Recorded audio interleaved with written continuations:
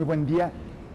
En 1970, Carlos, Rusia era la gran potencia en Medio Oriente, ¿no? Competía con Estados Unidos activamente, era el proveedor de armas, de financiamiento, de proyectos de desarrollo de Siria, de Egipto, de muchísimas naciones de la región. Y después de la guerra del Yom Kippur, que acaba de pasar, por cierto, el día del perdón de la religión judía, fue perdiendo gradualmente su influencia hasta desaparecer, ¿no? Digamos, el clavo último en el ataúd de la presencia rusa en el mundo musulmán y en Medio Oriente y en Oriente fue la incursión fallida en Afganistán, que comienza en 1979.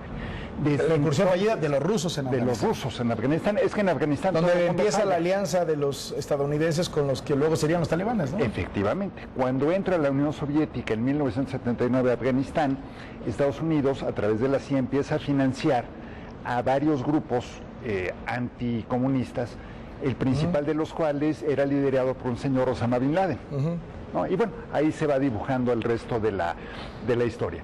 Comienza el conflicto en Siria, Carlos, y Estados Unidos nuevamente, con esta visión verdaderamente única que tiene, empieza a apoyar a los grupos en contra del dictador sirio Bashar al-Assad. ¿Y qué crees que pasa? Se conforma ISIS, o Estado Islámico, y empieza a dominar, y el Estado Islámico hoy controla territorio en Siria y en Irak. En Siria y en Irak, y es un desafío abierto a la estabilidad de esos dos, deja tu gobiernos, de esos dos estados nacionales, porque los quiere desarticular. Y la respuesta de Occidente ha sido muy tímida, Carlos, además de miope, además de ineficaz, ha sido de, bueno, me meto un poquito, pero hago un poquito y entonces entreno a algunos pequeños grupos y luego le doy un poco de dinero a estos. La verdad, veía yo un reportaje en el New York Times, centenares de millones de dólares del Pentágono para grupos opuestos a Assad, que han resultado en hoy menos de 500 combatientes.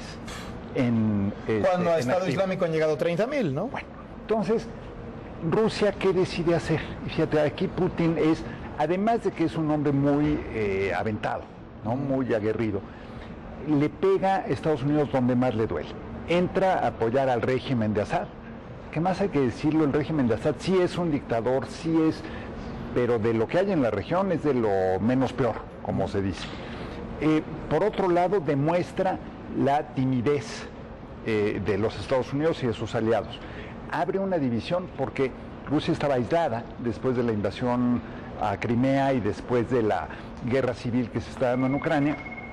Obliga a todas las potencias occidentales a incorporarlos y a sentarlos nuevamente a la mesa. Se vuelve potencialmente un factor de estabilidad en la región, y ya ahorita tienes a Alemania, a Italia, un poco menos, pero también a Gran Bretaña, diciendo qué bueno que está entrando Rusia, qué bueno que estén atacando, y de paso le está dando una repasada a los grupos afines a Estados Unidos en Siria. Entonces, parece que cada vez que se enfrentan en el plano internacional Obama y Putin, gana Putin, ¿no? O sea, siempre... Pero no solo gana, sino que gana como ¿te acuerdas en la escuela cuando te ponías a jugar canicas contra el de 3 años más adelante, ¿no? Que te hacían pedacitos?